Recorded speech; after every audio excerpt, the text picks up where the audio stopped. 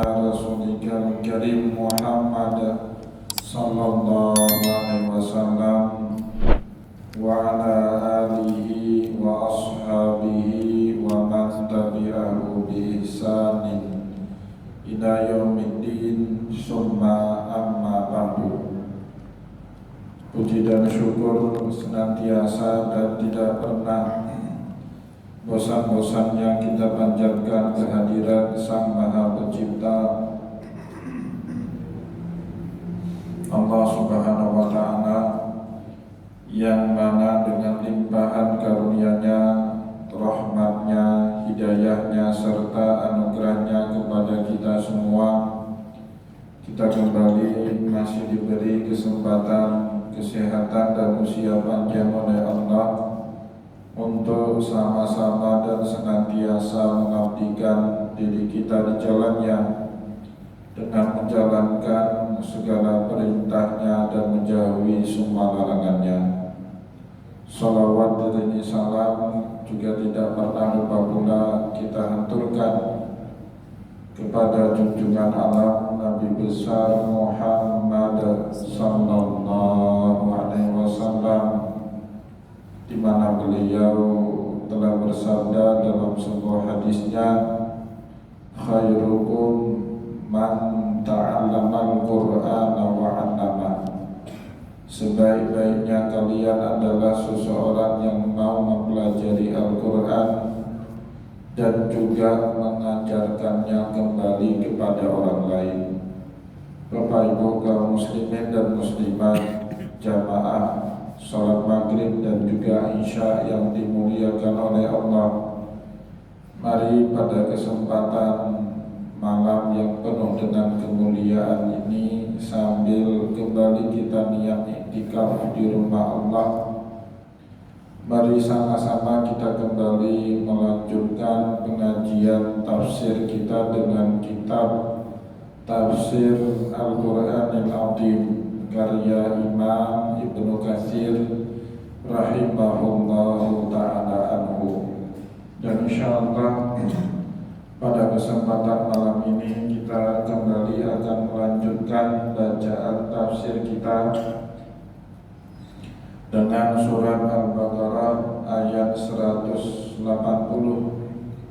di mana pada ayat ini Allah Subhanahu wa Ta'ala berfirman, kutiba alaikum idza hadara ahadakumul maut, telah diwajibkan kepada kalian semua pada saat maut ataupun kematian menjemput dan hadir pada diri kalian, in taraka khairanil wasiyatu lil walidaini wal aqrabina bil ma'ruf, jika ia memiliki sejumlah harta, hendaklah dia meninggalkan wasiat baik kepada kedua orang tuanya maupun kepada kerabat-kerabatnya yang lain, bil ma'ruf, dengan bahagian-bahagian yang ma'ruf, haqqan 'alal muttaqin, sebagai hak bagi orang yang bertakwa kepada Allah.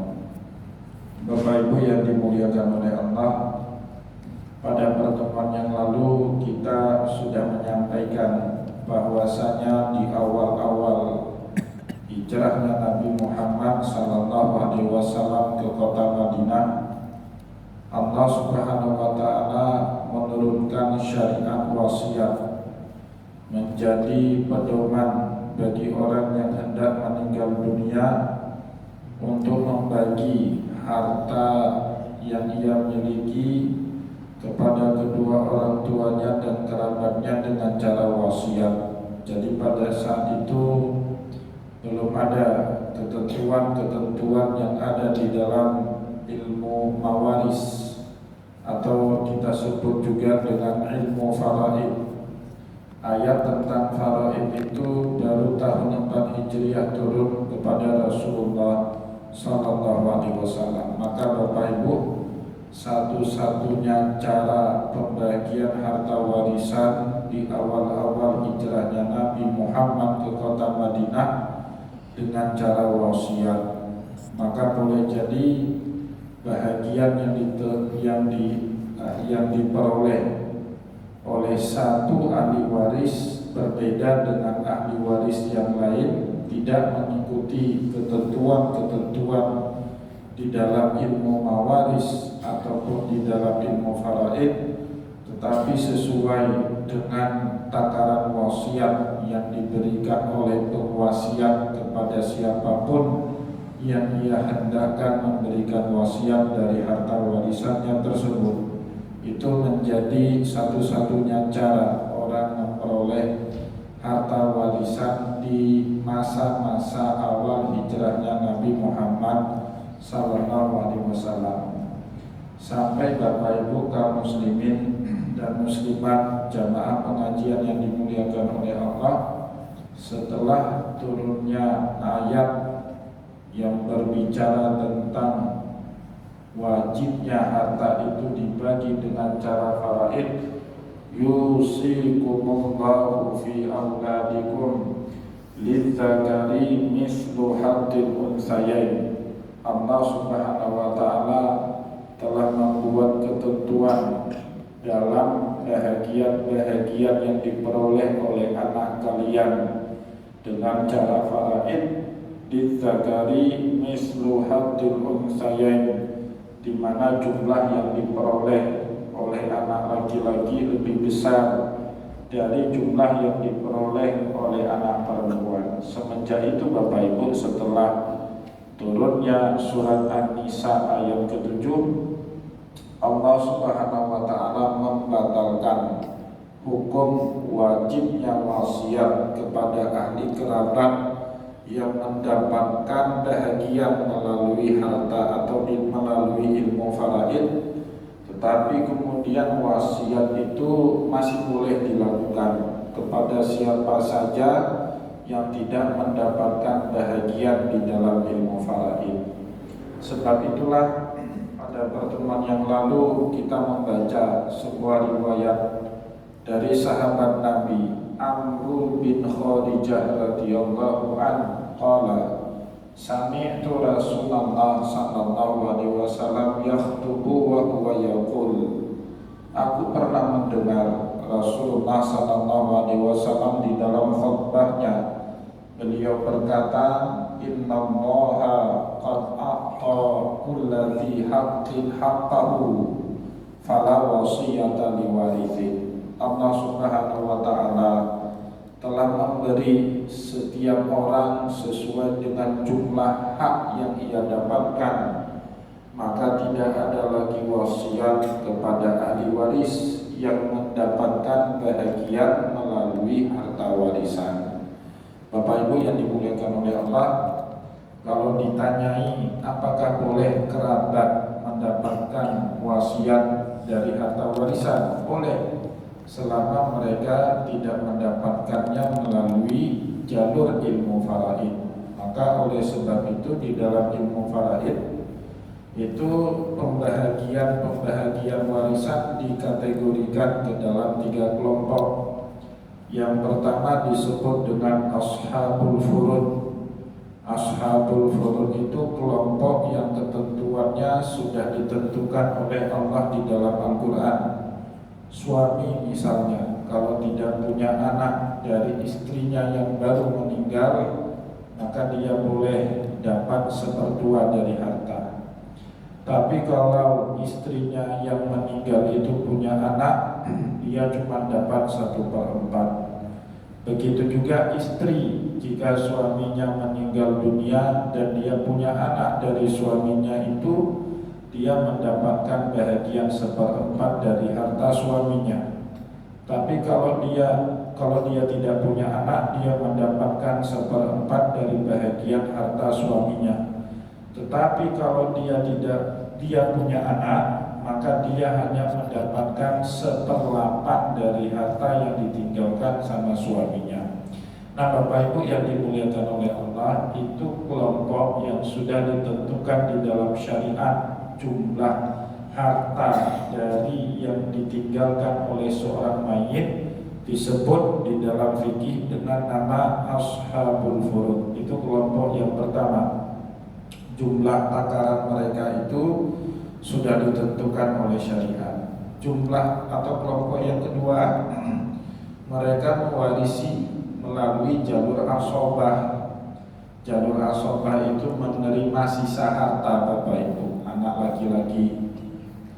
Begitu juga ayah, kalau tidak ada anak laki-laki, ayah daripada si main itu wa huwa yarithuha illam yakun laha walad. Maka ayah ini Bapak Ibu mengambil seluruh harta anaknya jika anaknya itu tidak punya anak laki-laki. Ya, seorang mayit meninggal tidak punya anak laki-laki, maka bapak dari mayit itu dapat menjadi asobah, dia ambil semua sisa harta. Itu kelompok yang kedua, namanya asobah. Nah Bapak Ibu yang dimuliakan oleh Allah, adapun kelompok ketiga, mereka dalam keadaan tertentu dapat, tetapi dalam keadaan yang lain mereka terhalang hijab. Ini disebut dengan zawil arham. Contohnya paman atau adik kandung laki-laki daripada si mayit. Dia dalam keadaan tertentu dapat. Dalam keadaan si mayit tidak punya anak laki-laki, maka adik kandungnya ini dapat semua. Tapi dalam keadaan si mayit itu punya anak laki-laki, maka Bapak Ibu, adik kandung si mayit tidak dapat sepeser pun bahagian dari harta warisan.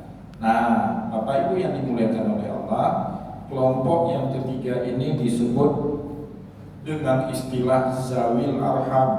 Kadang-kadang dapat dan boleh jadi dalam keadaan yang lain mereka tidak mendapatkan harta warisan. Wasiat hanya boleh kepada mereka yang tidak dapat warisan melalui jalur asobah ataupun melalui jalur ashabul furud. Dalam keadaan misalnya kita mati punya anak laki-laki, kita sayang sekali sama adik kandung kita, dulu sama-sama waktu kecil berjuang, kebetulan abang kita itu rela berkorban dan sekolah. Dia keluar dari sekolah untuk bekerja agar adik-adiknya sekolah semua. Akhirnya kita sukses Bapak Ibu. Tapi abang kita itu tidak dapat harta warisan. Kenapa? Karena kebetulan kita punya anak laki-laki. Boleh nggak kita bagi sebahagian harta kita kepada abang kita itu? Bisa Bapak Ibu, tapi tidak dengan ilmu faraid. Kita ambil bahagian untuk kita kasih kepada abang kandung kita itu melalui wasiat. Itu yang disebut dengan wasiat boleh selama ahli kerabat itu tidak mendapatkan bahagian dari harta peninggalan melalui ilmu faraid. Itu makna dari sabda Rasulullah SAW, Innallaha a'ta kulladhi haqqin haqqahu fala wasiyata liwarizin. Tidak ada lagi wasiat kepada ahli waris yang sudah mendapatkan harta warisan melalui jalur ilmu mawaris ataupun ilmu faraid. Itu tidak boleh lagi. Bapak Ibu kaum muslimin dan muslimat, jamaah pengajian yang dimuliakan oleh Allah, selanjutnya Imam Ibnu Katsir juga menjelaskan kepada kita, waqala Imamul Ahmad, beliau mengutip sebuah riwayat yang disampaikan kepada kita oleh Imam Ahmad di dalam kitab Musnadnya. Haddatsana Ismail bin Ibrahim bin Uliyah an Yunus bin Ubaid an Muhammad bin Sirin qala jalasa Ibnu Abbasin radhiyallahu anhuma faqara'a surat al-Baqarati hatta ata ala hadhil ayat. Suatu hari sahabatnya Nabi Abdullah bin Abbas didengar oleh banyak tabi'in, salah satunya Ibnu Sirin.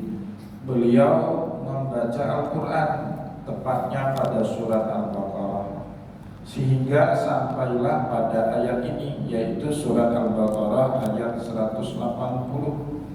Kutiba alaikum idza hadara ahadakumul mautu in taraka khairanil wasiyatu lil walidain wal aqrabina bil ma'ruf haqqan 'alal muttaqin. Setelah beliau membaca pause, beliau jeda, nggak lanjut ke ayat 181. Faman badalahu ba'da ma sami'ahu fa innama ismuhu 'alal ladzina yubaddiluna. Tidak sambung Bapak Ibu, beliau diam. Nah dalam diamnya itu kemudian beliau berkata, faqala Ibnu Abbasin, Abdullah bin Abbas sahabat Rasulullah berkata, dan katanya itu didengar oleh seluruh tabi'in yang hadir dalam majelis tersebut, nusikhat hadhil ayah, ayat yang baru saja saya baca tadi, yaitu surat Al-Baqarah ayat 180 sudah dinasakh sama Allah Subhanahu wa taala, sehingga wasiat itu Bapak Ibu tidak ada ulama yang mengatakan hukumnya wajib. Jadi wasiat itu menjadi hukumnya sunnah. Nah, seharusnya seperti yang sudah kita sampaikan pada pertemuan yang lalu, setiap firman Allah yang menggunakan kata kutiba pasti dia jatuh hukumnya menjadi wajib. Seperti saat Allah Subhanahu wa taala mewajibkan kepada kita ibadah puasa di bulan Ramadan. Allah sampaikan kewajiban itu dengan kata kutiba. Ya ayyuhalladzina amanu kutiba alaikumusiyam. Setelah Rasulullah SAW hijrah ke kota Madinah, Allah Subhanahu wa taala mewajibkan jihad fi sabilillah kepada Rasulullah dan kepada para sahabat dalam melawan orang yang sudah selama ini berbuat zalim kepada kaum muslimin.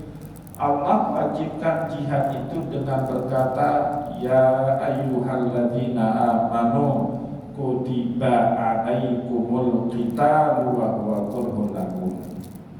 Orang-orang yang beriman, telah diwajibkan kepada kalian perang fi sabilillah, meskipun itu kadang-kadang tidak membuat kamu senang.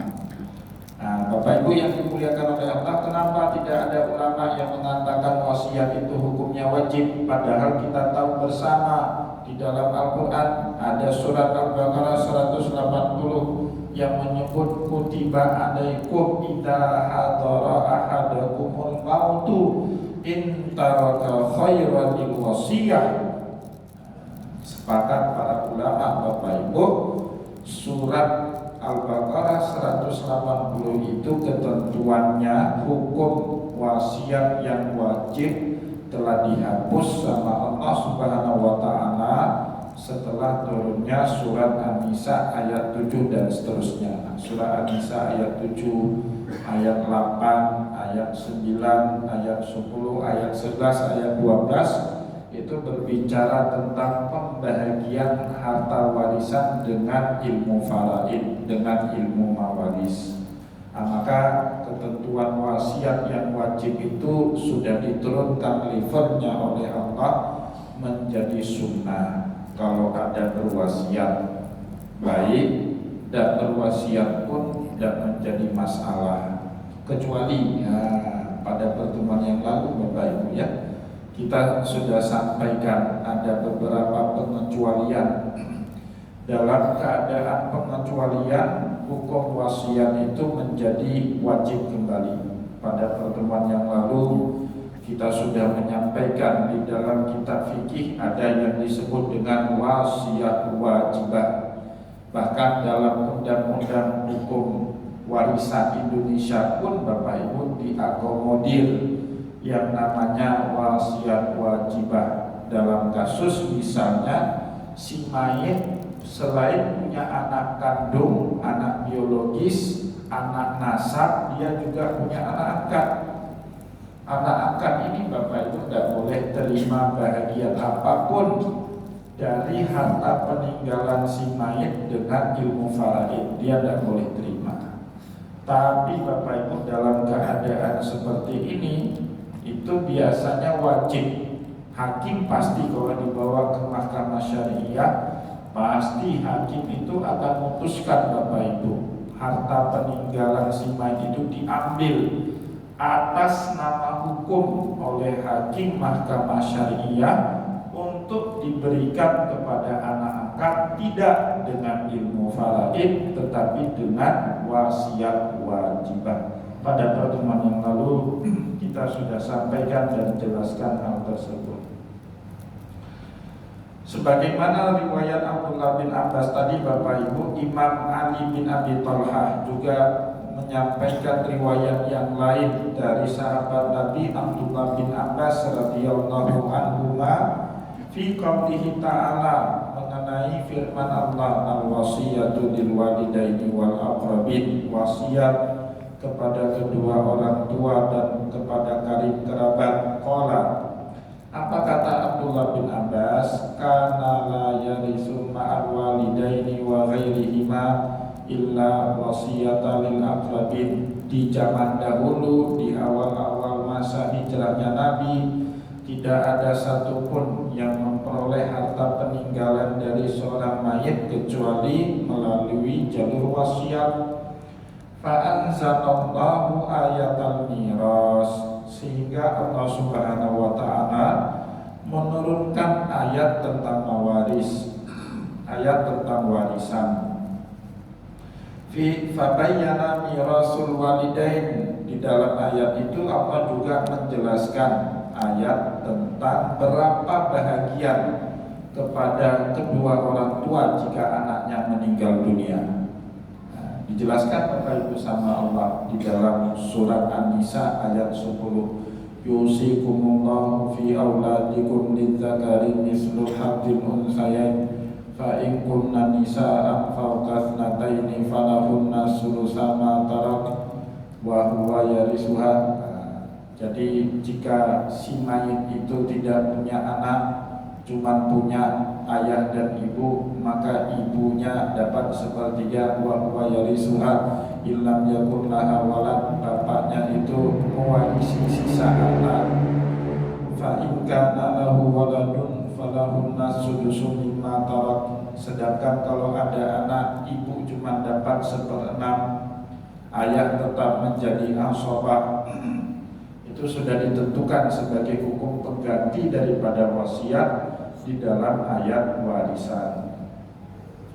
Bapak Ibu kaum muslimin dan muslimat, jamaah pengajian yang dimuliakan oleh Allah, fabayyana mirasul walidain, melalui surat An-Nisa ayat 7 dan seterusnya, Allah Subhanahu wa ta'ala menjelaskan tentang bahagian harta warisan yang diperoleh oleh kedua orang tua jika anaknya meninggal.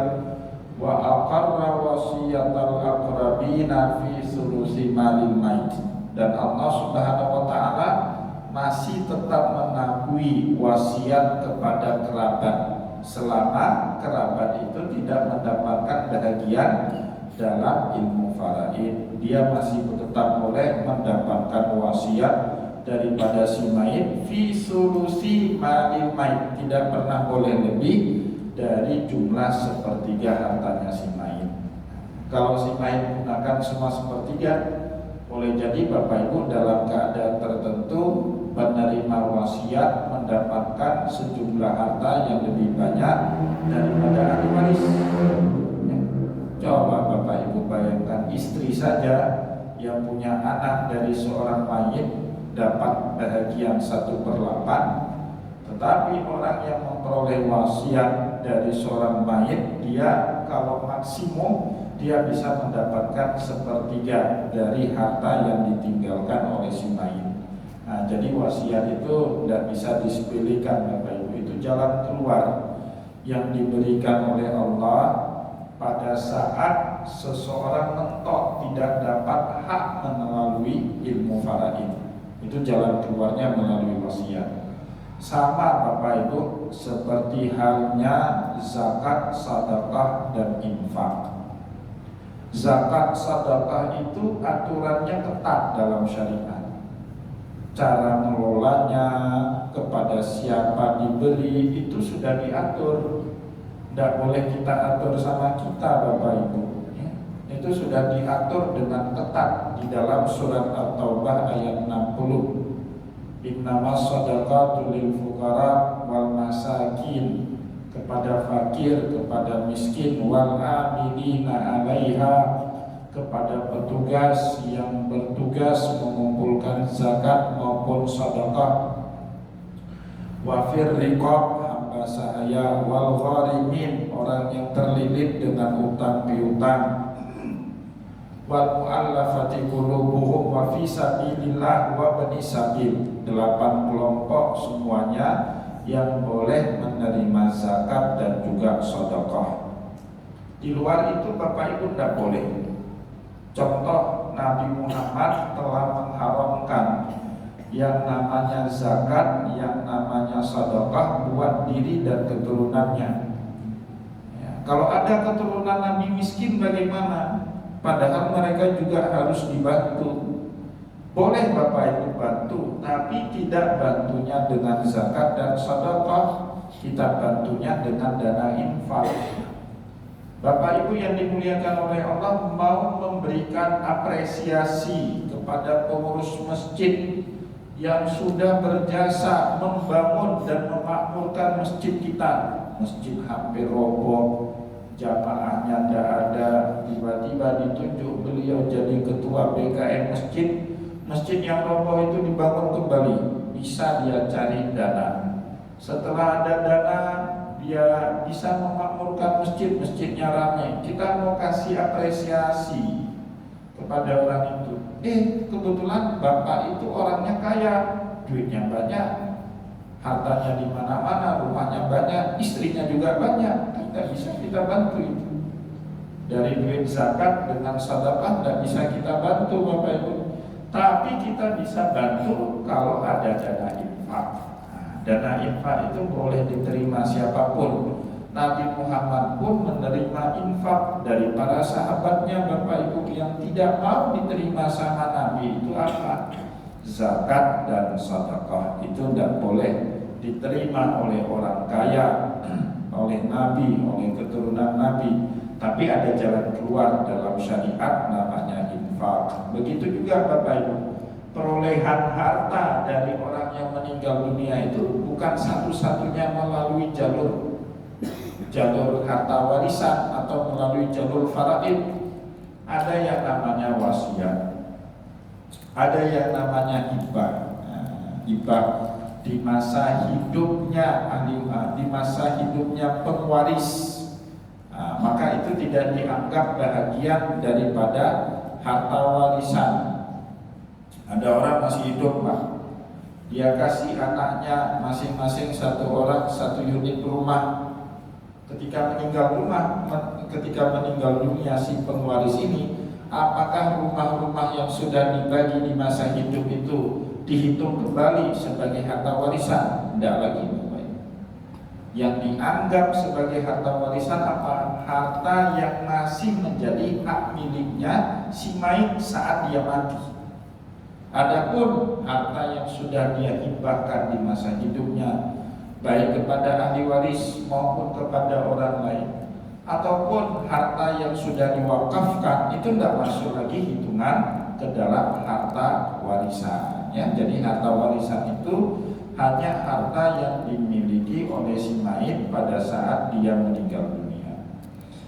Maka Bapak Ibu kaum muslimin dan muslimat jamaah sholat maghrib yang dimuliakan oleh Allah, sepakat tadi para ulama mengatakan setelah turunnya surat An-Nisa ayat 7 dan seterusnya, Allah Subhanahu wa taala menghapus kewajiban wasiat yang ia sampaikan di dalam surat Al-Baqarah ayat 180 dan seterusnya. Bapak Ibu kaum muslimin dan muslimat jamaah pengajian yang dimuliakan oleh Allah, kemudian Allah Subhanahu wa taala juga berfirman, in taraka khairanil wasiyah, jika kalian meninggalkan harta maka berwasiatlah, terutama lil walidaini wal aqrabin. Jadi ada kata jika Bapak Ibu. Ai malan, yang dimaksud dengan kata khairan di sini artinya harta. Jadi Islam itu Bapak Ibu selalu memandang harta itu baik. Maka di dalam bahasa Al-Quran, malun atau harta benda juga disebut dengan khairun, artinya kebaikan Bapak Ibu.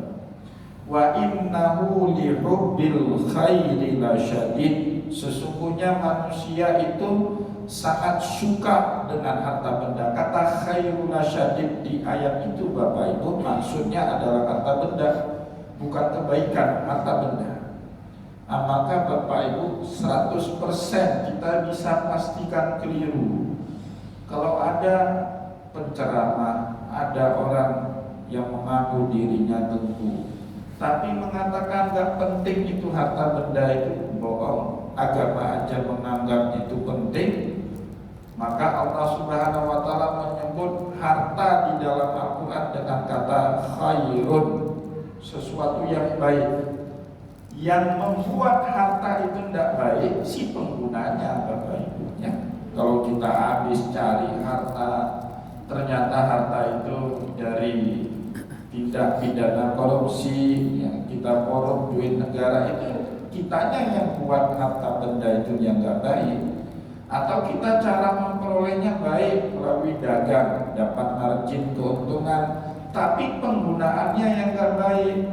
Kita pakai harta benda itu untuk membuat permusuhan, untuk memprovokasi, menggerakkan massa, menumbangkan penguasa yang sah, itu tidak baik dalam agama. Jadi kitanya yang membuat harta benda itu tidak baik. Harta benda itu sendiri baik dalam pandangan Allah.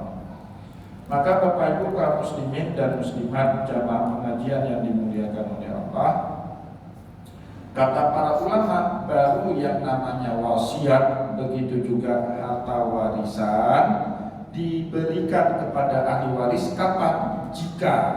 Jikalau si mayit punya harta.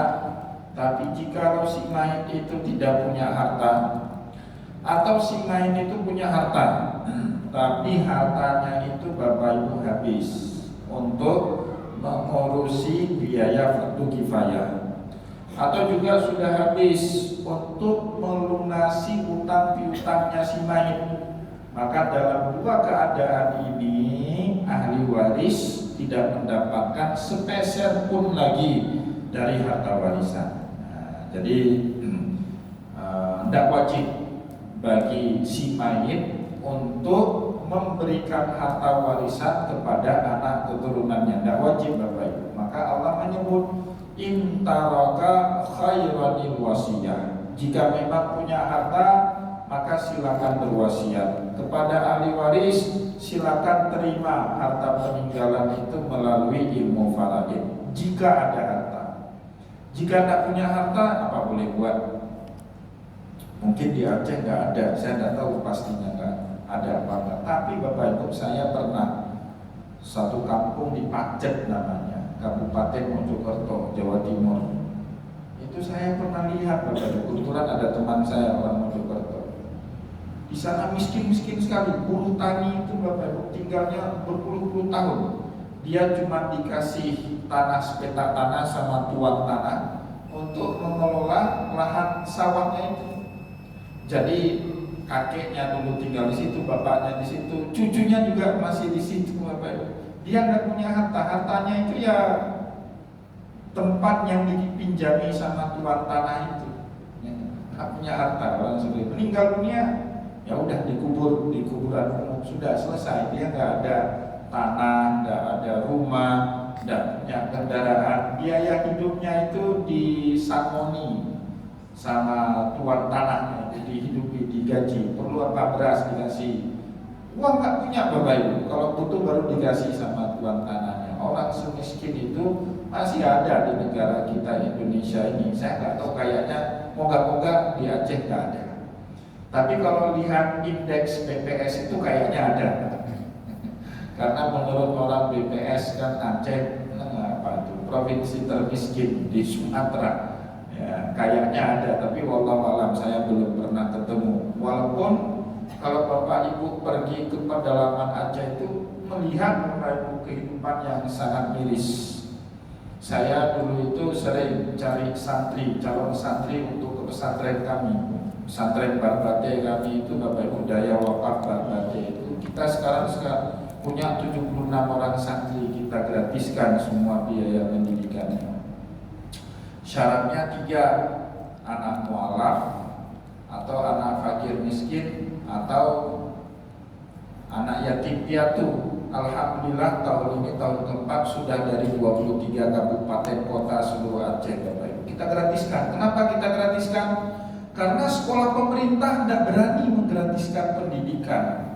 Walaupun pemerintah punya dana khusus, tapi tidak ada sekolah pemerintah yang menggratiskan. Ada satu sekolah pesantren hafal Quran, Bapak Ibu.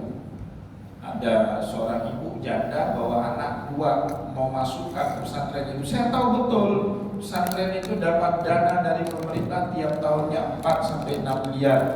Tahu betul saya itu pesantren di bawah pemerintah Aceh. Tapi masih kutip uang pembangunan 10 juta. Tidak bisa anak-anak masuk mau belajar hafal Quran di situ. Nah, tapi alhamdulillah kita yang rakyat-rakyat jelata ini bisa menggratiskan pendidikan, Bapak Ibu. Ya, pemerintah yang kaya ada dana khusus tidak bisa dia menggratiskan pendidikan. Saya pernah Pak ke Palu Palda ya, di Aceh Utara, Palu Lada ya, Palda nama kampungnya. Pernah saya Pak, waduh, saya bilang ini kalau ketemu 2-3 lagi seperti ini bisa gila saya. Miris sekali kehidupannya itu. Rumahnya itu permanen tapi nggak terplaster Bapak Ibu, dengan bata aja. Di situ tempat tidur satu ruang cuma ada, mungkin ruangannya itu 5 kali 6 meter persegi. Di situ tidur, di situ makan, di situ nyambut tamu, di situ semua, di situ kamar mandinya dikit, di situ juga, di situ mereka tinggal suami istri, anak-anaknya, adik-adiknya, bapaknya, kakeknya yang sudah tua, di situ semua Pak, ada 16 orang satu rumah itu. Aduh, saya bilang kalau saya datang ke tempat yang lain bisa stres. Saya bilang udahlah, besok-besok saya tak mau datang lagi Pak. Bisa. Nggak tega kita lihatnya Bapak Ibu, nggak tega. Maka tahun-tahun berikutnya saya nggak pernah mau turun lagi. Saya suruh pengurus-pengurus yang lain aja lah turun ke daerah itu. Sedih kita lihat. Kita kadang-kadang enak aja makan di rumah, dapat fasilitas tidur di AC ya. Tapi lihat orang seperti itu, hilang selera makan kita. Teringat orang seperti itu kok masih ada. Dan itu Palu Lada itu Pak dekat dengan proyek vital negara kan, PIM itu. Di belakang PT Pupuk Iskandar Muda itu Pak, di belakang Arun itu, dekat-dekat Arun. Kok masih ada orang semiskin itu, sefakir itu di daerah yang sumber daya alamnya itu Masya Allah besar sekali ya. Miskin, sangat miris ya, tapi apa boleh buat, itulah keadaan negeri kita ya. Nah Bapak Ibu kaum muslimin dan muslimat jamaah pengajian yang dimuliakan oleh Allah, orang seperti ini kan nggak dapat harta warisan. Nah nanti insya Allah pada pertemuan yang akan datang, sebenarnya kita yang hidup itu baiknya menyisakan sedikit harta warisan, atau kita wakafkan, atau kita dermakan semua harta kita itu fisabilillah. Nah, nanti insya Allah pada pertemuan yang akan datang akan kita sampaikan. Tapi sepakat para ulama Bapak Ibu, tidak baik kalau kita menginfakkan seluruh harta kita itu fisabilillah. Mesti ada harta yang kita sisakan buat anak keturunan kita. Itu sepakat para ulama.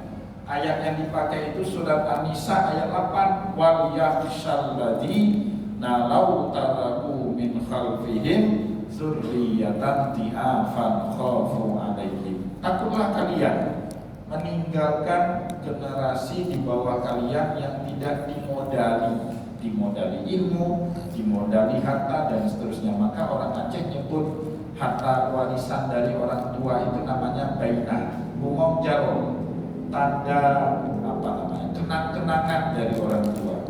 Dan dulu Bapak Ibu, suatu hal yang tabu menjual harta yang kita dapati dari orang tua kita, kecuali dalam keadaan yang tidak hanampat seiring. Nah, nggak ada uang lagi apa boleh buat, harta itu kita jual.